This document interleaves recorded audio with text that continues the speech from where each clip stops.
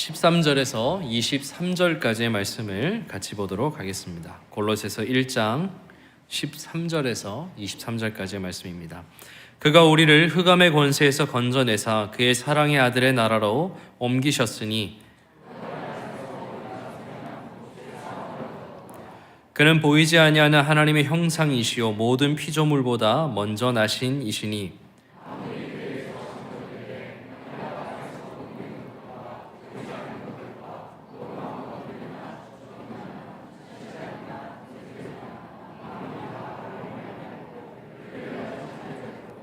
또한 그가 만물보다 먼저 계시고 만물이 그 안에 함께 섰느니라.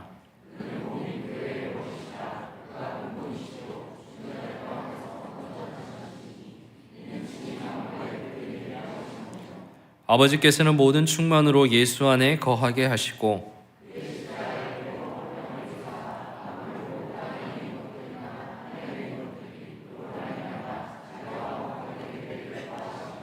전에 악한 행실로 멀리 떠나 마음으로 원수가 되었던 너희를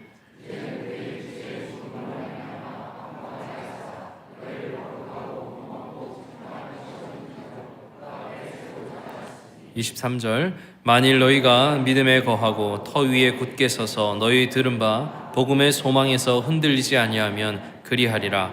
이 복음은 천하 만민에게 전파된 바요 나 바울은 이 복음의 일꾼이 되었노라. 아멘. 오늘 말씀을 전해주실 우리 강사님은 미션 파트너스 대표이시고요. 선교사님과 목회자 사역을 감당하고 계십니다. 한철호 선교사님 나오실 텐데요. 우리 환영의 의미로 박수로 맞이하겠습니다.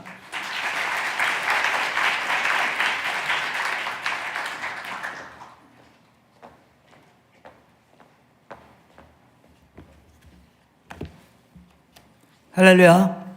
네. 여기 좌측은 청년부인가 보죠? 네, 젊으신 분들이 이렇게 잘 앉고. 네. 신앙의 꽃은 단연 회심입니다. 거듭남, 속죄, 구속 등 기독교의 핵심적인 단어도 회심이라는 장미꽃에 둘러싸인 안개꽃에 지나지 않습니다. 무슨 뜻인지 잘 이해가 안 되지만 약간 멋있어 보이죠? 네. 제가 한 말 아닙니다. 이런 멋있는 문장은 제가 한 말 아닙니다. 네. 쉽게 말하면 신앙을 이해하는데 제일 중요한 게 회심이라는 뜻입니다. 회심. 그래서 거듭남, 구속, 구원 이런 기독교 여러 가지 핵심적인 단어들이 있는데 이런 것은 다 안개꽃이고 그 안에 있는 장미는 회심이다. 그래서 우리가 회심을 어떻게 이해하는가에 따라서 우리가 갖고 있는 신앙이 어떤 것인가를 우리가 이해할 수 있다 그런 뜻입니다. 여러분 단어가 생각의 집이죠. 단어가 생각의 집. 제가 이 말을 자꾸 쓰는데요. 그래서 우리가 어떤 단어를 쓸 때 어떤 생각을 하잖아요. 예. 그래서 그 단어를 쓸 때 제가 하는 생각과 그 단어를 쓸 때 여러분들이 하는 생각이 똑같아야지만 최소한 비슷해야지만 의사소통이 되는 거예요. 예. 그래야지만 서로 의사소통이 되잖아요. 예. 말하는데 서로가 이해가 잘 안 돼. 예. 아직도 제 아내가 하는 말을 제가 잘 이해 못하고 있거든요. 또 제가 하는 말을 우리 아내가 잘 이해 못하고 있고 그래서 그 단어 쓰는 게 용법이 달라서 그래요. 여러분 회심하면 어떤 이미지가 딱 떠올라요? 회심하면 어떤 이미지가 딱 떠올라요? 예, 회심하면 우리 대부분 점이 딱 떠올라요. 점. 예, 너 언제 회심했어? 나 고등학교 때. 아니면 나는 모태신앙이야? 아니면 나는 뭐 언제 부흥회 갔다가 예수 믿었어. 그래서 회심하면 딱 점이 떠올라요. 예. 근데 사실은 성경에서 말하는 회심은 선이에요. 선. 예. 그러니까 어떤 한 지점으로부터 출발하지만 계속해서 이어지는 어떤 과정을 회심이라고 봐요. 그래서 바울도 이렇게 얘기했잖아요. 내가 다 이루었다함도 아니요. 계속 내가 이루어 갈 것이다. 예. 그래서 물론 구원은 어떤 순간에 시작돼요. 내가 예수 그리스도를 개인의 구세주로 영접하는 순간에 시작되지만 그 회심의 전 과정은 쭉 시간을 걸고서 쭉 이어져 가는 거라는 겁니다. 그래서 단번에 구원을 얻은 게 맞지만 구원은 계속 이어져 간다. 이루어 간다라고 성경은 얘기하고 있습니다. 그래서 초대교인들은 회심을 어떻게 이해했냐면 선으로 이해했어요. 그래서 알란 크라이더라고 초대교회를 많이 연구했던 어떤 학자가 이런 초대교회 사람들이 생각했던 회심과 오늘날 우리 그리스도인들이 현대 그리스도인들이 생각하는 회심이 다르다는 겁니다. 아니, 회심이 약간 변질됐다. 예. 그래서 회심의 변질이라는 책을 썼어요. 예. 그런데 그 책을 쓰게 된 그 내용이 바로 오늘 본문 때문에 그런데요. 그래서 이 알란 크라이더가 초대교회 사람들의 신앙생활을 잘 이렇게 연구해 보니까 초대교회 사람들이 회심을 이해하는데 세 가지 핵심 단어가 있었어요. 이 사람이 이제 책을 영어로 썼겠죠. 그래서 이제 이 영어를 한 사람들이 이렇게 그 외우기 쉽게 하려고 그 단어들 첫 글자를 똑같은 걸로 이렇게 하는 거 있잖아요. 뭐 C, 뭐 A 뭐 이렇게 하잖아요. 그래서 뭐로 생각했냐면 세 가지 B라는 단어로 표현했어요. 첫 번째는 belief, 두 번째는 belonging, 세 번째는 behavior. belief, 무엇을 믿는가? belonging, 어디에 소속되어 있는가? 그 다음에 behavior, 어떻게 행동하고 있는가? 그러니까 무엇을 믿는가? 어디에 소속되어 있는가? 어떻게 살고 있는가? 이 세 영역에서 지속적인 변화가 일어나고 발전해가는 과정을 회심이라고 봤다는 겁니다. 예. 우리가 요새 이제 교회에서 쓰는 단어로 뭐 성화의 과정, 뭐 그렇게 또 이해할 수 있겠죠. 그래서 어느 순간에 내가 예수를 믿기 시작하지만 예수님을 믿는 그 믿음이 점점 변화된다는 겁니다. 또 소속, 예수 믿으면 어디에 소속되는데 그 소속의 의미가 점점 변화되고 또 행동, 우리가 예수 믿고 어떻게 행동하는데 그 행동의 내용이 점점 변화되어져 성화될 때만 진정한 회심에 이르렀다, 이렇게 생각했다는 겁니다. 예. 그래서 오늘 그래서 초대교회에서는요, 어떤 사람이 이제 예수 믿겠다고 작정하잖아요. 예. 우리는 예수 믿기에 작정하면 세례를 받잖아요. 세례, 그죠? 예. 세례 받기 전에 뭐예요? 세례 문답하잖아요. 그죠? 그럼 세례 문답하고 그 다음에 세례를 주잖아요. 세례 문답하고 세례 받는 데까지 어느 정도 시간이 걸려요? 보통 우리들은. 보통 교회에서. 네? 일주일? 예. 일주일? 아니면 하루, 그죠? 토요일 날 세례 문답하고 주일 날 세례 받죠? 아니면 요번 주에는 세례 문답하고 다음 주에는 세례 받잖아요. 그죠? 예. 그래서 세례 문답이 뭐예요? 너 예수를 어떻게 믿을 것인가, 어떻게 살 것인가, 뭐 다 물어보고, 네, 그렇게 하겠습니다. 교회 열심히 나오겠습니까? 그러겠습니다. 그럼 그 다음 주를 바로 세례 줘요. 초대교회는 그렇게 하지 않았다는 겁니다. 세례 문답하고, 네, 내가 믿는 예수는 이런 분으로 안 믿습니다. 내가 교회 열심히 나오겠습니다. 또 내가 이렇게 살겠습니다. 다 물어보고 그렇게 한다고 한 다음에 3년을 기다렸다는 겁니다. 정말 그렇게 하는지 두고 봤다는 겁니다. 네. 그래서 세례 문답한 다음에 세례 주기까지 3년 정도 기다렸다는 겁니다. 그래서 그 전 과정을 회심이라고 봤다는 겁니다. 그래서 대부분 이제 초대교회에서 성도들을 가리키는 것을 교리서라 그래요. 교리서. 그걸 디다케라 그래요. 디다케. 교리서. 예, 교리서. 혹은 우리가 읽은 서신서들이 대부분이 교리서예요. 교리서. 예. 그리고 성도들을 가리키는 거예요. 신앙생활을 가리키는 내용이 되게 서신서잖아요. 예. 그래서 이 서신서나 교리서에 보면 되게 세 가지로 되어 있어요. 무엇을 믿는가? 어디에 소속되어 있는가? 어떻게 살고 있는가? 그래서 저와 그래서 여러분들 대부분 교리서를 읽을 때, 서신서를 읽을 때 보면 이 세 개념으로 읽으시면 됩니다. 우리는 무엇을 믿는가? 우리는 어디에 소속되어 있는가? 우리는 어떻게 살 것인가? 대부분의 바울 서신이 이 세 내용의 순서로 진행되고 있어요. 그리고 이제 특별히 그 세 내용을 아주 함축해 놓은 게 오늘 우리가 읽은 골로새서 1장 13절부터 23절의 말씀입니다. 그래서 이 10절의 구절 안에 우리는 무엇을 믿는가? 우리는 어디에 소속되어 있는가? 우리는 어떻게 살 것인가? 이 세 개념이 잘 정리되어 있습니다. 첫 번째 13절부터 17절까지 우리는 도대체 무엇을 믿는가? 예. 그 내용을 굉장히 축약적으로 요약해 놨습니다. 자, 13절로만 성경을 보시면 좋겠습니다. 요새는 성경 잘 안 갖고 오시죠? 예.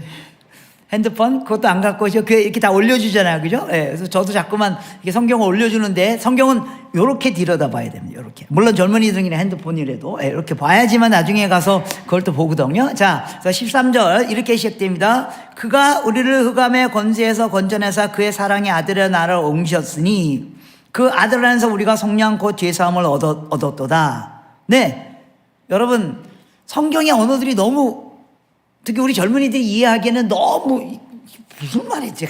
흑암의 권세는 뭐고 뭐 속량은 뭐고 하나도 이해가 잘 안 돼요, 그죠? 그래서 가능하면 이렇게 세번역 이런 걸 읽으시면 좋습니다. 읽으시면 돼요. 그래도 아무튼 우리가 이 성경을 사용하니까 그래서 그가 우리를 흑암의 권세에서 건져내사 여러분. 굉장히 복잡한 의미인 것 같지만 무슨 말인지 이해하시죠? 하나님 우리를 구원했다 이런 뜻입니다. 그죠? 하나님 우리를 구원했다. 근데 왜 하나님이라 안 쓰고 그가? 성경에서 처음 유대인들은 하나님이 너무 거룩한 분이기 때문에 하나님의 이름을 부르는 걸 주저했어요. 그래서 성경 읽다가 그가 그러면 하나님이에요. 하고 성경 읽다가 주어가 잘 안 보이잖아요. 그럼 하나님이 그렇게 하셨다. 그렇게 이해하시면 됩니다. 하나님이 우리를 흑암의 권세에서 건져내사, 즉 우리를 구원하셨다는 말이죠. 그의 사랑의 아들의 나라로 옮기셨으니, 사랑의 아들 누구예요? 예수님. 그죠? 그래서 우리가 구원받았다는 것은 하나님이 우리를 죄로부터 우리를 구원해 주셔서 예수님의 나라로 옮겨줬다는 겁니다. 이게 무슨 말이야? 그죠? 예수님이 나라. 그럼 나라. 그럼 지난주에 여러분들 목사님 설교 때 나라의, 하나님의 나라의 개념을 다 잘 이해하셨죠? 예. 나라는 뭐예요? 통치예요. 통치. 예. 그래서 우리가 이제 구원받고 예수님이 통치하는 곳으로 들어갔다 그런 뜻입니다. 예수님이 통치하는 곳. 그래서 지금 저와 여러분들이 구원받으면 우리가 누구의 통치를 받는 거예요? 예수님의 통치를 받는 거예요. 여러분, 나라라는 말, 나라를 구성하는 세 가지 요소가 있잖아요. 뭐예요? 우리 젊은 친구들. 나라를 구성하는 세 가지 요소가 뭐예요? 영토, 국민, 주권. 그죠? 주권. 예. 그래서 이 세 가지 단어 중에 주권이 제일 중요해요. 통치권이 제일 중요해요. 그래서 내가 예수 믿는다는 말은 예수님의 통치 안으로 들어갔다. 자, 여러분들 어떻게 예수님의 통치를 받으시고 계셔요, 지금? 예, 예수님이 우리를 통치하는 방법이 뭐예요? 뭐지? 갑자기 멍해지죠? 여러분 한국, 대한민국 국민으로 대한민국의 통치를 받죠? 네. 그럼 여러분 대한민국의 통치를 받는 방법이 뭐예요? 헌법이에요, 헌법. 헌법대로 살아야 돼요. 그죠? 네. 그래서 우리가 하나님의 통치를 받는다는 말은 예수님의 통치를 받는다는 말은 뭐대로 산다는 거예요? 성경대로 산다 그런 뜻입니다. 네. 그리고 하나님이 우리에게 말씀하시고 또 우리가 하나님께 말씀 하나님께 이렇게 다가가는 방법이 뭐예요? 기도하는 거예요. 말씀과 기도. 그래서 내가 예수 믿는다 그러고 하나님 나라의 통치를 받는다고 말씀과 기도 안 하면 통치 안 받는 거예요. 네. 그죠? 그런데요, 우리가 하나님의 말씀의 통치를 받는 것을 너무 우습게 알아요. 하나님 눈에 안 보인다고. 하나님 눈에 안 보인다고 하나님의 말씀을 지키는 거를 신호등 지키는 것보다 더 안 하는 거 아세요? 네. 적금 날짜 지키는 것보다 더 안 지키는 거 아세요? 네. 우리 신호등 안 지키면 벌금 내잖아요. 그죠? 하나님 말씀 안 지켜도 벌금 하나도 안 내는 거 아세요? 하나님이 눈에 안 보인다고 하나님 말씀을 지키는 것보다 그것을 너무너무 소홀히 하는 경우가 있어요. 그래서 예수님의 통치 가운데 들어간다는 말은 예수님의 그 아들의 나라 안으로 들어간다는 말은 예수님의 통치 안으로 우리가 옮겨졌다는 말입니다. 네. 그래서 여러분들 이걸 믿으셔야 돼요. 예수님 나를 구원하셨기 때문에 내가 이제 예수님의 통치 가운데 살고 있다. 예수님의 통치는 어떻게 받아요? 말씀을 읽고 순종하는 걸 통해서. 여러분들 말씀을 읽고 순종하지 않으면 예수님의 통치를 받는 게 아니에요. 네, 잘 생각하셔야 돼요. 그러면 여러분을 구원받는 게 아니라는 겁니다. 네. 그래서 그것을 말하는 겁니다. 그런데 그 아들은 누구예요? 예수님을 말하는 거죠. 14절. 예수님 안에서 우리가 속량 곧 죄사함을 얻었도다. 그래서 예수님 때문에 우리가 구원을 얻었다는 겁니다. 다 아시죠? 어떻게 예수님 때문에 우리가 구원을 얻었어요? 예수님 우리를 위하여 대신 십자가에 죽으심으로 말미암아 우리 죄가 다 예수님께 전가되어졌고 예수님이 우리가 받아야 할 벌을 대신 받아서 돌아가셨기 때문에 우리는 그 예수님의 죽음과 십자가의 사건에 힘을 입어서 우리도 죄사함을 얻은 거예요. 다 믿으시죠? 네, 여러분 이걸 믿는 거예요. 네. 이걸 믿는 게 예수 믿는 거예요. 그래서 이 교리 공부를 여러분 열심히 하시잖아요. 의미하는 바가 십자가 의미가 뭐고 이런 걸 전부 공부를 하시는 거예요. 네. 그래서 예수님을 믿는 그 믿음이 점점 발전해야 돼요. 조금 전에 제가 얘기한 것처럼 우리가 다 하나님의 나라에 살고 있습니다. 이렇게 말을 하지만 그게 의미하는 바가 뭔가를 깊게 생각해야 된다는 거예요. 그게 의미하는 바는 바로 내가 예수님 나라의 통치를 받는다는 말은 예수님이 하신 말씀의 통치를 받는 거구나. 예수님의 말씀의 통치를 받는다는 말의 의미는 뭐예요? 그 말씀에 순종해야 되는 거예요.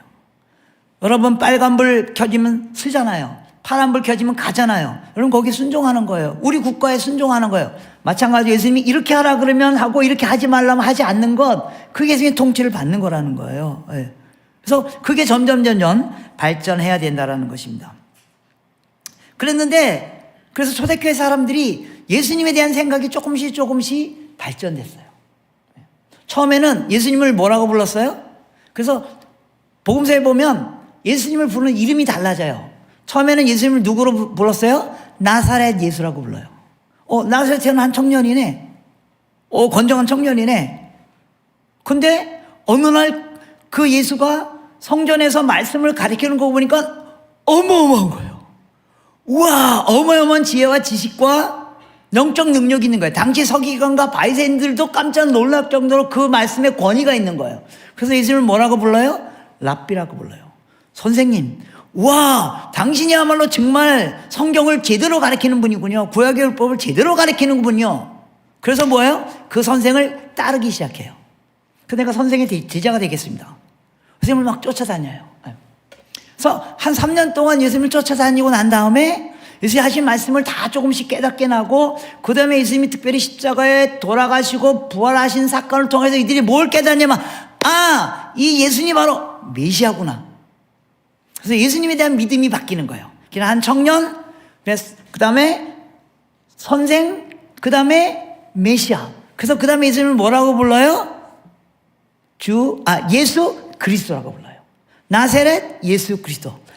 내가 우연히 만났던 이분은 그냥 나사렛에 태어난 청년이 아니고 그 정도가 아니고, 이분은 선생 정도 아니고 이분이 나를 구원하신 그리스도다. 여러분, 그리스도란 말은 무슨 뜻이에요? 우리의 죄를, 자기의 죄를, 우리의 죄를 우리 죄로부터 구원해내신 분, 그죠? 그래서 이 사람이 예수님 따르는 거, 오랫동안 구약의 율법에서 예언했던 그분, 언젠가는 메시아가 나타나서 너희 모든 사람을 구원해낼 것이다 라고 했던 그분이 바로 이분이구나 깨닫는 거예요. 그래서 예수님을 메시아로 믿기 시작해요. 예수님을 그리스도라고 믿기 시작해요. 그리스도란 말은 우리를 구원해낸 자, 그런 뜻이죠. 자, 여러분들 다 예수님이 여러분의 선생 정도가 아니고 그냥 한 인간으로 나타난 분 정도가 아니고 그분이 나를 나의 죄에서 구원해내신 분임을 믿으십니까? 네. 그래서 예수님을 부르는 이름이 달라지기 시작해요. 근데요, 조금 더 지나고 나니까 예수님 부르는 이름이 또 달라져요. 그것이 바로 15절의 말씀이에요. 우리를 구원하신 예수님이 어떤 분인가 자세히 들여다봤더니 이거는 예수님이 부활하시고 승천한 다음에 나중에 깨달아요. 제자들이 뭐라고 예수님을 깨닫기 시작했냐면, 그가 우리를 구원하신 메시아 정도가 아니라 그분이 바로 하나님이라는 걸 깨달아요. 그래서 예수님을 이렇게 표현해요. 15절, 그는 보이지 아니하는 하나님의 형상이요 모든 피조물보다 먼저 나시니니 만물이 그에게 창조되되 하늘과 땅에 보이는 것과 보이지 않는 것과 모든 왕권과 주권과 통치자들과 권세자들과 만물이 다 그로 말미암고 그를 위하여 창조되었고 또 그가 만물보다 먼저 계시니 만물이 그 안에 함께 섰느니라. 무슨 말이에요? 예수님이 선생 정도가 아니고 나의 죄를 구원해낼 구세주, 이것만도 어마어마한데 그분이 바로 하나님이라는 사실을 깨닫게 되는 거예요. 그러니까 여러분이 예수님에 대한 생각이 점점 발전해야 돼요. 그래서 초대교회인데 예수를 뭐라고 불러요? 주 예수 그리스도. 내가 믿는 나의 구원자, 그분이 온 세상의 주인이라는 겁니다. 그걸 깨닫게 되는 거예요. 그래서 예수님에 대한 신념이, 믿음이 조금씩 바뀌어지고 있어요. 여러분 예수님에 대한 여러분의 신앙은 어디에 지금 와 있어요? 혹시 예수님 보고 그냥 과거에 있었던 인물 정도로 믿는 사람 없겠죠? 예수님 정말 탁월한 성경학자다, 그 정도로만 믿는 사람들도 많아요. 여러분, 거기서 여러분들은 예수님은 나를 구원하신 분입니다 믿으세요? 한 걸음 더 나가서, 근데 그분이 바로 하나님이라는 걸 믿으세요? 예. 그분이 하나님이라는 말은 무슨 말이에요? 그분이 만물을 만드셨다는 말은 무슨 말이에요? 그분이 나를 만드셨다고요. 그래서 그분이 만물의 주인이시라는 말은 그분이 내 인생의 주인이시라는 걸 믿기 시작하는 겁니다. 많은 경우 우리가 예수님을 메시아로는 믿지만 그분이 내 인생의 주인이라고 믿는 데까지 이르는 데는 굉장히 시간이 많이 걸려요. 여러분, 정말로 예수님이 내 인생의 주인이라는 거 믿으세요? 정말로 믿으세요? 그러면 화낼 이유가 없어요. 내 인생이 내 게 아니고 내 인생이 예수님 거라면 왜 여러분들이 화를 내요? 왜 화나는 줄 아세요? 내 인생이 내 거라고 생각하기 때문에 그래요. 그래서 남이 하는 말이 짜증난다고요. 기분 나쁘다고요. 근데 내 인생의 주인이 내가 아니고 예수님이라면 화낼 이유가 없어요. 근데 여기까지 이르는 데는 많은 시간이 걸려요. 제가 이렇게 설교하잖아요. 그래서 제가 오늘 아침에 화냈거든요. 우리 아내가, 제가 좀 허리가 좀 안 좋아서 아내가 여기까지 드라이브 해줬어요. 저는 안양에 살고 드라이브 해줬어요. 드라이브 해주는데 아내가, 그래서 하여간 남편하고 아내가 같이 운전석에 있으면 안 돼요. 예. 아내가 운전을 좀 이상하게 하는 거예요. 그래서 내가, 아이, 그렇게 하면 안 돼. 이렇게 막 화를 냈어요, 내가. 근데 여러분, 운전석에 앉아보면 그렇게 가야 할 이유가 있거든요. 예. 그래서 아내가 또 나한테 짜증내고, 그래서 내가 또 짜증내고, 그러고 여기 온 거 아세요? 그러고 제가 지금 이런 설교를 하고 있는 거 아세요? 내 인생의 주인이 만일 예수님이라는 것을 정말로 우리가 믿으면 우린 걱정할 이유가 없어요. 왜요? 그래서 바울이 뭐라고 얘기했어요? 이제 내가 산 것이 아니요 내 안에 있는 그리스도께서 사신 것이다. 여러분, 지금 여러분의 안에 있는 그리스도께서 여러분의 인생을 살아가시는 걸 느끼세요? 우리의 믿음이 거기까지 가야 돼요. 많은 경우요, 우리가 예수님을 믿는다고 하면서 예수님을 하나도 안 믿어요. 예수님을 믿기 때문에 예수님을 안 믿는 거 아세요? 예수님을 믿기 때문에 예수님이 하지 말라는 대로 하는 거 아세요? 그 대표적인 게 기도예요. 예수님이 어떻게 기도하지 말라 그랬어요? 네? 중원부원. 또 무엇을 먹을까? 무엇을 입을까? 어떻게 살까? 그런 기도 하지 말라 그랬어요. 근데 우리는 예수님을 믿기 때문에 그런 기도 하는 거 아세요? 주님, 제발 좀 해결해 주세요. 예수님이 어떻게 기도하라 그랬어요? 그 나라와 그 일을 구하면 이거 다 줄 거라고. 그럼 정말 믿으세요? 저는 안 믿는 것 같아요. 그 나라와 그 일을 구하면 이거 다 줄 거라고 했는데 내가 그 예수님을 믿기 때문에 무슨 기도하는데요? 주님, 저 이거 해결해 주시고 저거 해주고. 제가 오늘 아침에 뭐 기도하고 왔는 줄 아십니까? 아까 일부 예배 때도 얘기했지만 저희 집이요, 제가 저희 전세 사는 거 작년 5월에 나가야 되는 거거든요. 근데 아직도 못 나가서 지금 기다리고 있습니다. 제가, 하나님, 이 전세 문제 이거 좀 해결해 주시면 안 됩니까? 이거 해결해 주면 제가 주님을 위해서 충성하겠습니다. 이렇게 기도하고 왔거든요. 주님을 믿기 때문에 주님이 하지 말라는 대로 기도하는 거 아세요? 여러분, 우리 젊은이들, 내가 젊은이들이 제일 많이 듣는 단어가 뭔지 아세요? 두렵다는 단어예요. 이해가 돼요. 네. 여러분들 앞에 있는 상황들이 잘 안 보이니까 두렵잖아요. 두렵다는 단어를 저도 아마 젊었을 때 그랬을 거예요. 근데요, 예수님이 내 인생의 주인이라면 우리에게 두려움이 없어야만 해요. 왜요? 내 인생을 주님이 살아주실 거기 때문에요. 생각이 바뀌는 거예요. 신념이 바뀌는 거예요. 그래서 초대교인들은 이 생각이 계속 바뀌는 거를 점검해 보고 한 3년 정도 기다린 다음에 세례해줬다는 겁니다. 여러분의 생각이 지금 어디까지 와 있습니까? 네. 대부분의 우리는 예수님이 나의 구세주라는 것까지는 다 믿어요. 근데 예수님이 내 인생의 주인이라는 것, 그거 믿는데 한참 걸려요. 두 번째, 소속입니다. 소속. 19절, 20절의 말씀입니다. 18절, 19절 말씀입니다. 18절, 19절 우리 같이 읽겠습니다. 시작. 그는 몸인 교회의 머리시라. 그가 근본이시니 죽은 자들 가운데서 먼저 나신 이시니 이는 친히 만물의 으뜸이 되려 하심이라. 아버지께서는 모든 충만으로 예수 안에 거하게 하시고. 두 번째, 회심은 우리의 소속이 바뀐다는 것을 의미하는 겁니다. 오늘 본문은 19절부터 읽어야 됩니다. 아버지께서는 모든 충만으로 예수 안에 거하게 하시고. 이것도 굉장히 어려운 단어인데요. 아버지께서는 모든 충만으로 예수 안에 거하게 하시고. 무슨 말이냐면, 쉬운 말하면 하나님의 모든 충만이 예수 안에 있다는 겁니다.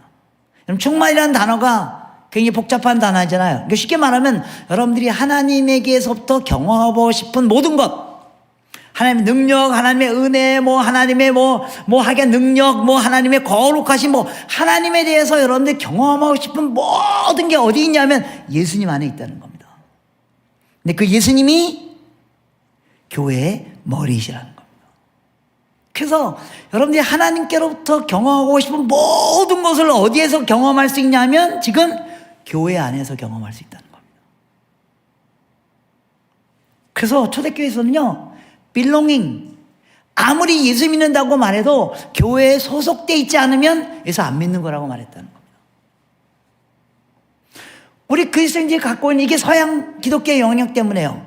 예수 믿는 건 다 개인적으로 믿는 거라고 생각해요. 내가 개인적으로 예수 그리스도의 나를 고백하면 나는 구원받아. 맞아요. 그러나 초대교회는요, 개인적으로 예수 믿는 거는 예수 안 믿는 거라고 말했다는 겁니다. 반드시 소속돼 있어야만 한다는 겁니다. 어디에요? 교회 안에. 왜요? 하나님의 모든 게 예수님에게 있고 예수님이 교회의 머리이기 때문에요. 우리는 교회 안에서만 하나님의 모든 충만을 경험할 수 있다는 겁니다. 소속입니다. 그런데 요새 그리스도인들을 보니까 개인적으로 내가 예수 그리스도를 믿는다 그러면 구원받았다고 착각하고 있다는 겁니다. 그래서 이분이 유명한 말을 썼어요. Believing without belonging. 소속되어 있지 않으면서도 믿는 사람들. 오늘날 우리 기독교의 문제가 뭐예요? 개인주의예요. 개인주의. 나만 예수 잘 믿으면 된다고 생각. 나만 은혜 받으면 된다고 생각. 나만 구원 받으면 된다고 생각한다고. 혹은 개교회주의. 우리 교회만 잘 나가면 된다고 생각하는 거. 천만에요. 여러분 개인의 신앙은 여러분이 속해 있는 교회 공동체 전체의 영성을 뛰어넘을 수 없어요. 여기 청년들, 여러분 개인의 영성은 여러분 청년부 공동체 전체의 영성을 뛰어넘을 수 없어요. 여러분 교회의 영성은 한국교회 전체의 영성을 뛰어넘을 수 없어요. 왜요? 소속되어야만 하기 때문에. 그래서 여러분 교회 안에서 하나님의 충만함을 경험할 수 있는 것은요, 개인적인 신앙이 아니고요, 공동체에 속해야만 해요. 물론 교회 공동체가 다 완벽한 것은 아니에요. 문제가 있어요. 저희 교회도요, 이거 녹음 안 되죠? 인터넷에 올라가나요? 저희 교회도 정말 제가 같이 있기 싫어하는 사람이 13명 정도 있거든요. 그들만 우리 교회 나가주면 우리 교회가 날아갈 것 같아요. 정말 그럴까요? 아니요. 교회가 갖고 있는 신비가 뭔지 아세요? 서로 막 싸우기도 하고 미워하기도 하고 서로 막 비난하기도 하고, 그런데 신비스러운 방법으로 하나님으로 다시 서로 용서하고 화해를 경험하고 거기서 하나님의 충만함을 경험하는 겁니다. 초대교회에서는요, 소속되지 않았으면 회심한 사람이 아니라고 말했다는 거예요. 여러분 소속되지 않으면 회심한 사람이 아니에요. 오늘날 교회들의 문제가 뭔지 아세요? 좋은 설교 들으러 교회 가요. 물론 좋은 설교도 너무 중요해요. 그래서 교회 보면요, 이렇게 큰 교회 같은데 뒤에 이렇게 쫙 앉았대. 예배신에 사고 예배 끝나면 쫙. 초대교회는 그런 사람이 예수 안 믿는 사람이라고 그랬다는 거예요. 여러분 정말 좋은 설교 듣고 싶으세요? 인터넷 가보세요. 24시간 눈물 흘리는 설교 널려 있습니다. 근데 우리가 교회 왜 모여요? 단지 설교 때문에 모이는 게 아니에요. 그 안에 성도들과 하는 교제, 하나님의 임재, 서로 사랑하는 법을 배우고 그 가운데서 하나님의 충만함을 경험하는 거예요. 예수 믿으면서 소속되어 있지 않으면 예수 믿는 사람은 아니라고 말했다는 겁니다. 최근에 우리 젊은 친구들 가나안 성도라는 말 많이 들으시죠? 네. 거꾸로 안 나가, 교회 안 나간다. 교회 안 나가. 그 두 종류예요. 한 사람은 정말로 믿음이 없어가지고 교회 안 나오는 사람들이 있어요. 근데요, 가나안 성도들 가운데 진짜 성도들이 있어요. 뭐예요? 소속해 볼 만한 교회가 없는 거예요. 우리 젊은이들이 교회를 떠나는 이유가 뭔지 아세요? 소속해 볼 만한 공동체가 없네요. 우리 젊은이들이 나는 모임 이런 거 싫어. 아니요. 젊은이라고 대화해보세요. 다 공동체를 원해요. 다 개인주의인 것 같지만 깊게 얘기하면 공동체, 정말 소속해 볼 만한 공동체가 없다고 말해요. 여러분 교회 청년부가, 여러분 의성교회가 정말로 소속해 볼 만한 교회가 되길 원합니다. 네. 거기서 회심을 배우는 거예요.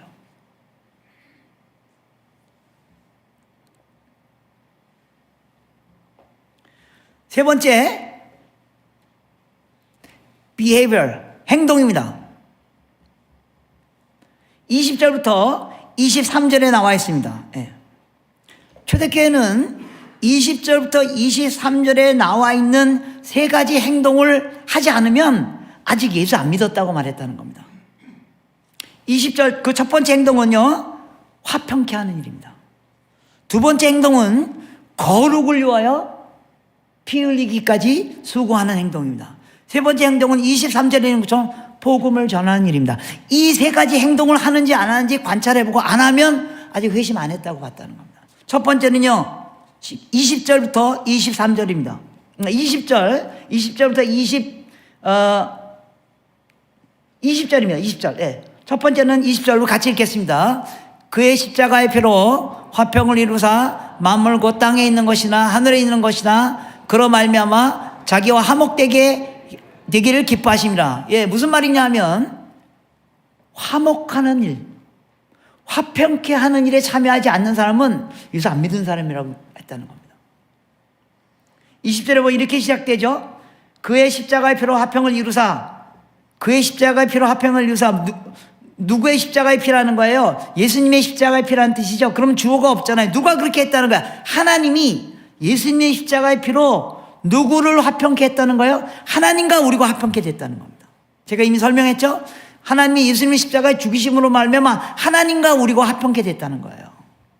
그래서 하나님이 뭘 원하냐면 거기 하늘에 있는 것들이 그로 말미암아 자기와 화목하게 되기를 원하나, 그 땅에 있는 것들이나 하늘에 있는 것들이 그로 말미암아 자기와 화목하게 되기를 원하나. 그래서 그는 누굴 말하냐면 예수 믿는 사람을 말하는 거예요. 그러니까 하나님이 예수님을 통하여 하나님과 우리가 화평케 된 것처럼 이제 하나님이 우리 예수 믿는 사람을 통하여 하나님과 만물이 화평케 되는 일이 일어나기를 원한다, 그런 뜻이라는 겁니다. 예수 믿는 사람에게 첫 번째 나타나는 행동은 평화를 만들어내는 일입니다. 여러분 잘 보세요. 내가 평화를 만들어내는 일에 적극적으로 행동하지 않으면 회심한 거 아니라고 봤다는 겁니다. 고린도후서 5장 17절 여러분 잘 아시죠? 고린도후서 5장 17절 화면 한번 띄워주세요. 고린도후서 17절 우리 다 같이 읽겠습니다. 시작. 그런즉 누구든지 그리스도 안에 있으면 새로운 피조물이라 보라 이전 것은 지나갔으니 새 것이 되었다. 여러분 이 말씀 잘 아시죠? 근데 우리가 자꾸만 성경 17절만 읽고 18절 19절은 안 읽어요. 그래서 17절 보통 벽에 있으면 누가 그리스도 안에 있으면 새로운 피조물아 이전 것은 지나가서 새 것이 되었다. 이게 벽에 많이 붙여놓잖아요. 그래서 이걸 자꾸 이렇게 생각해요. 우리가 그리스도 안에 있으면 즉 예수 믿으면 우리가 새로운 피조물이 된다는 거예요. 그래서 이런 이미지를 잘못 이해해가지고 우리가 예수 믿으면 뭐 내 몸에 이렇게 화학적 요소가 좀 바뀐다 이렇게 생각해요. 우리 깨끗한 존재가 돼요. 더러운 우리의 몸이 깨끗한 몸으로 이런 표현들을 많이 쓰잖아요. 그래서 자꾸 예수 믿으면 내 몸이 깨끗해지는 거라고 생각해요. 그리고 이런 것 때문에 우리 중고등학교 수련회 가가지고 그 스킷 이런 거 할 때 뭐예요? 이렇게 뭐 죄 졌다가 뭐 이렇게 했다가 뭐 예수님 만나가지고 구원받는 거 이런 거 할 때 막 그 스킷 볼 때 여기 뭐 막 가슴에 막 죄 뭐 이렇게 막 붙었다가 쫙 버리고 뭐 이러면서 예수님 뭐 이런 스킷 많이 보잖아요. 그래서 죄가 막 더러운 덩어리들이 내 몸에 있다가 막 그래서 그 심장과 허파가 막 깨끗해지고 막 이런 거라고 생각해요. 새로운 피조물이 됐다는 말이에요. 그리고 또 우리가 이렇게 보면 여러분 예수 믿고 나니까 얼굴이 환해졌네 뭐 이런 표현들 많이 하잖아요. 자꾸만 내 몸이 무슨 깨끗해지는 화학적 요소라고 생각해요. 아니에요. 새로운 피조물이 됐다는 말은 그 다음 구절을 읽으셔야 돼요. 성경 다시 올려주세요. 새로운 피조물이란 무슨 말이냐 하면 18절 19절의 말씀을 말하는 거예요. 모든 것이 하나님께로 났으므로 그가 그리스도로 말미암아 우리와 자기를 화목하게 하사 또 우리에게 화목하게 하는 직분을 주셨으니 그 하나님께서 그리스도 안에 계시사 세상을 자기와 화목하게 하시며 그들의 죄를 그들에게 돌리지 아니하시고 화목하게 하신 말씀을 우리에게 부탁하셨느니라. 하나님이 예수님을 통하여 우리를 화목하게 하신 것처럼 이제 하나님이 세상과 화목하기 위하여 우리에게 화평케 하는 자가 되도록 부탁해 주셨다는 거예요. 여러분, 내가 예수 믿는지 안 믿는지 어떻게 아셔요? 내가 화평케 하는 자인가 아닌가를 체크해 보세요. 예수 믿는 연수가 길어지면 길어질수록 여러분 평화를 만들어내는 자예요? 그래요? 그럼 여러분 예수 믿는 거예요. 잘 나가던 소그룹이 나만 들어가면 깨져. 여러분 교회 안에 일어나는 모든 불화의 원인이 뭐예요? 처음 예수 믿은 사람들 때문이 아니에요. 예수 오래 믿은 사람들 때문인 거 아세요? 교회에 일어나는 모든 긴장은 다 예수 오래 믿은 사람들 때문에 그런 거 아세요? 웃기죠? 내가 예수 믿은 연수가 점점 길어질수록 나는 평화를 만들어내는 사람인가? 그걸 체크해 봐야 된다는 겁니다. 미국에 가끔 가다 경악할 만한 사건이 일어나요. 총기 난동 사건이에요. 예. 여러분 아시죠? 예. 근데 가장 그런 총기 난동 사건 중에 가장 최악의 사건은 학교에 들어가서 아이들 다 총 쏴 죽이는 사건이에요. 예. 얼마 전에 미국의 아미시 공동체라는 기독교 공동체가 있었어요. 아미시 공동체라는 말씀대로 그대로 사는 그런 기독교 사람들이에요. 그 사람들이 한 마을 안에 이렇게 살고 있었어요. 그래서 그들이 우리 아이들을 우리가 잘 돌봐야 되겠다. 그래서 그들이 소위 말하는 대안학교를 만들었어요. 그래서 아이들을 가르치고 있었어요. 그런데 마을에 보니까 한 껄렁껄렁한 청년이 있었어요. 그 청년을 사랑하기 시작했어요. 보니까 그 청년이 직업이 없는 거예요. 그래서 잘 됐다. 이 학교 관리인 하면 좋겠다. 그래서 관리인으로 취업을 시켰어요. 근데 얼마 지난 후에 이 청년이 뭐 마약을 했는지 헷가닥 해가지고 종들로 들어가서 아이들 다 죽였어요. 미국 사회가 발칵 뒤집혔어요. 근데 정말로 미국 사회가 큰 도전을 받았던 것은 그 아이들 장례식장에서 일어났던 사건이었어요. 전 미디어가 다 그걸 장례식장을 촬영하고 있었어요. 근데 한 기자가 그래서 이제 그 그리스도인들이 그 학교 교정에 아이들 다 묻는 거예요. 장례 예배를. 예. 그런데 한 기자가 딱 보니까 이해가 안 되는 일이 일어나는 거예요. 그 사람들이 자기 아이들 다 묻을 뿐만 아니라 그 옆에 그 아이를 죽인 청년의 묘지도 만들어 놓고 하나님 이 영혼을 받아 주시옵소서. 우리가 이 청년을 용서했습니다. 라고 기도하는 것을 들었어요, 이 기자가. 이해가 안 된 거예요. 아니, 보통 나쁜 놈도 아니고 은혜를 베풀어가지고 직업까지 줬는데 들어와서 그 아이들을 다 죽여버린 그 청년을 용서하는 것에서 잘 이해가 안 됐어요. 그래서 이 기자가 그때 2명의 아이가 죽은 그 어머니한테 이렇게 질문했어요. 어떻게 당신들이 이 청년을 용서하고 이 청년을 위해서 이렇게 무덤까지 만들어 놓을 수 있습니까? 라고 말할 때 그 어머니가 한 말이 미국 사회를 뒤집어 놨어요. 이렇게 말했어요. We as Christians, we have no other option but forgive. 우리 그리스도인으로서 우리는 다른 대안이 없습니다. 용서하는 것 외에는 우리에게 대안이 없습니다. 여러분, 예수 믿으면 용서하는 것 외에는 대안이 없는 겁니다. 예수 믿으면 대로가 열리는 게 아니고요. 예수 믿으면 좁은 길로 가는 거예요. 예수 안 믿을 때는요, 나한테 해코지를 한테 싸우기도 하고, 뭐 법원에 데려가기도 하고요. 예수 믿으면요, 상대가 잘못했는데도 내가 용서한다고 말해야 된다는 겁니다. 우리의 삶 속에서 화평과 화해하는 일들을 만들어내지 않으면 예수 안 믿는 일이라고 했다. 예수 안 믿는 의심하지 않았다고 봤다는 겁니다. 두 번째, 21절과 22절의 말씀입니다. 전에는 악한 행실로 멀리 떠나 마음으로 원수가 되었던 너희를 이제는 그 육체의 죽음으로 말미암아 화목하게 하사 너희를 거룩하고 흠없고 책망할 것이 없는 자로 그 앞에 세우고자 하셨으니. 두 번째, 초대교회에서는요, 그들의 삶 속에 거룩을 위한 수고가 나타나지 않으면 예수 안 믿었다고 봤다는 겁니다. 어느 정도 거룩해야 돼요? 22절에 보면 너의 거룩이 너희를 거룩하고 흠없고 책망할 것이 그 앞에, 즉 하나님 앞에 서서도 우리의 거룩과 흠없고 책망할 것이 없는 존재로 바꿔져가는 삶을 살지 않으면 예수 안 믿었다고 했다는 거예요. 여러분, 제 메시지 오해하지 마십시오. 우리가 아무리 죄를 져도 주님이 용서하십니다. 그게 복음입니다. 지난 일주일 동안 지었던 모든 죄를 우리가 하나님께 용서해 주시고, 그리고 주님이 용서해 주십니다. 여러분, 극단적으로 여러분 죽기 30분 전에 주님 저의 모든 죄를 용서해 주십시오. 그리고 주님 용서하시는 거 아시죠? 예수님 십자가에 돌아가시 전에 옆에 있었던 그 강도, 오늘 밤 저도 낙원에 있게 하십시오. 그래, 너 오늘 밤 나와 함께 낙원에 있어. 여러분 죽기 30분 전에 여러분의 죄를 주님께 용서해서 그분이 용서해, 그게 복음입니다. 그렇다고 해서 예수 믿는 게 마약 먹는 게 아니라는 겁니다. 일주일 동안 지었던 모든 죄를 주일날 교회 와가지고 주님 지난 일주일 동안 지었던 모든 죄를 사하여 주시고, 여러분 그때 어떤 느낌을 받으세요? 어휴, 교회는 목욕탕이 아닙니다. 일주일 동안 개판으로 살다가 주일날 와서 주님 지난 일주일 동안 지은 모든 죄를 사하여, 그럼 다 깨끗해지고 또 나가서 개판으로 살고 그 다음에 들어와서 다시 또 일주일에 한 번씩 와서 목욕하는 거. 네, 그래도 주님이 여러분을 구원하십니다. 그게 하나님의 의회입니다.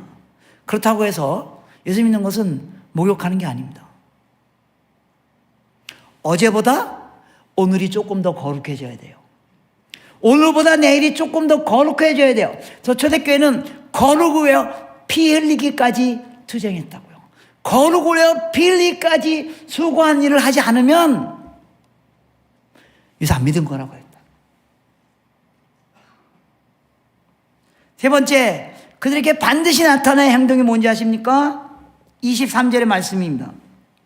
너희가 믿음에 거하고 터 위에 굳게 서서 너의 들은 바 복음의 소망에 흔들리지 아니하면 그리하리라. 이 복음은 천하 만민에게 전파된 바요, 나 바울은 이 복음의 일꾼이 되었느라. 복음이 천하 만민에게 전파된 일에 참여하지 않으면 예수 안 믿었다고 봤다는 겁니다. 23절에 보시면 너희가 믿음에 거하고 터 위에 굳게 서서 너희 들은 바 복음의 소망에 흔들리지 아니하면, 여러분에게 다 소망이 있잖아요. 여러분 소망이 뭐예요? 여러분 소망이 뭐예요? 내 소망이 뭘까?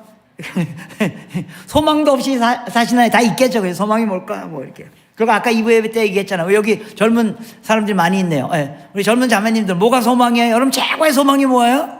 드디어 그 형제를 만나는 순간이요? 네. 여러분 인생의 절망의 시작입니다. 네. 우리 아내가 밥 먹는데 탁 째려보는 거예요. 그래서 내가 왜 그래? 이렇게 물어봤더니 말도 안 해요. 그래서 말해봐 그랬더니 우리 아내가 탁 이래요. 내 인생의 절망이 언제 시작됐는 줄 알아? 그래서 내가 언제? 그러니까 당신 만나고부터요 그러더라고요. 물론 농담입니다. 저 아내 저 좋아합니다. 네. 여기 연세가 있으신 분, 뭐가 여러분들이 최고의 소망이에요? 하나님께 은혜 주셔서 뭐 생활도 잘하고 또 아이들 십장가 다 보내고 그래서 노자금까지 만들어가서 바닷가에 앉아서 조개 껍질을 줍고 있는 거예요? 네. 뭐 그런 소망이 될 수 있습니다. 저 여러분의 최고의 소망이 뭐예요? 주님 다시 오시는 거예요. 주님 다시 오시면 이 땅에 하나님 나라가 이루어지면 어떤 일이 일어난다고요? 어린아이가 독사굴에 손 넣고 장난쳐도 물지 않는 그런 나라, 사자와 염소가 함께 풀을 뜯는 그런, 사람들이 칼과 창을 꺾어서 더 이상 전쟁을 논의하지 않는 그런 나라. 우리 모두의 소망은 주님이 다시 오시는 거예요. 여러분 주님 다시 오실 거 믿으십니까? 이거 안 믿으면 예수 안 믿는 사람이라고 말했다는 겁니다. 그런데요, 주님이 언제 다시 오신다고 말했는지 아세요? 이 천국 복음이 모든 민족 가운데 증언되기 위하여 전파되니 그제야 끝이 오리라. 언제 주님이 다시 오시냐면 복음이 모든 민족 가운데 전파되야만 주님이 다시 오신다고요. 그래서 복음이 모든 민족 가운데 전파된 일에 참여하지 않으면 예수 안 믿는 사람이라고 봤다는 겁니다. 만약 여러분들 여기 동의하지 않으면 여러분이 예수 못 믿었어요. 왜요? 지금부터 140년 전에 아펜셀러 언더우드라는 25살 된 청년이 이 복음은, 이 구원은 우리만 믿는 게 아니고 저들도 믿어야 하는구나. 복음이 모든 민족에 전파되어야만 하는구나. 그래서 140년 전에 조선이란 미전도 종족, 우상숭배하고 가난 가운데 있는 그 민족, 저들도 예수 믿어야 되는구나. 그래서 그들이 우리에게 와서 복음을 전했기 때문에 저 여러분들이 이 놀라운 예수를 경험하고 있는 겁니다. 복음이 모든 사람들에게 전파되어야 된다는 걸 믿지 않으면 초대교회에서는 예수 안 믿는 사람이라고 했다는 겁니다. 여러분 생각, 나는 뭐 선교사로 나갈 것도 아닌데. 제가 선교사 얘기하는 게 아닙니다. 우리의 모든 목표는 주님이 다시 오시는 겁니다. 주님이 언제 다시 오신다고 말했냐면 복음이 모든 민족 가운데 전파되게 만 주님이 다시 오신다고 말했다는 겁니다. 선교는 선교사가 하는 게 아닙니다. 선교는 누가 하는 거예요? 주님의 재림을 사모하는 우리 모두가 참여하는 일이에요.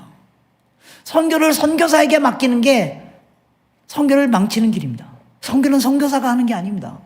선교는 모든 하나님의 백성에게 맡기는 겁니다. 모든 하나님의 백성이 하는 겁니다. 여러분 한국이 올림픽 가면 무조건 금메달 따는 종목이 있어요. 뭐예요?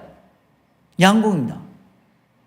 그래서 올림픽 우리 한국 대표들은요 올림픽 게임보다 더 중요한 게임이 있어요. 뭔지 아세요? 국가대표 결정전입니다. 국가대표 결정전에서 1등하면 무조건 금메달 따는 거나 마찬가지입니다.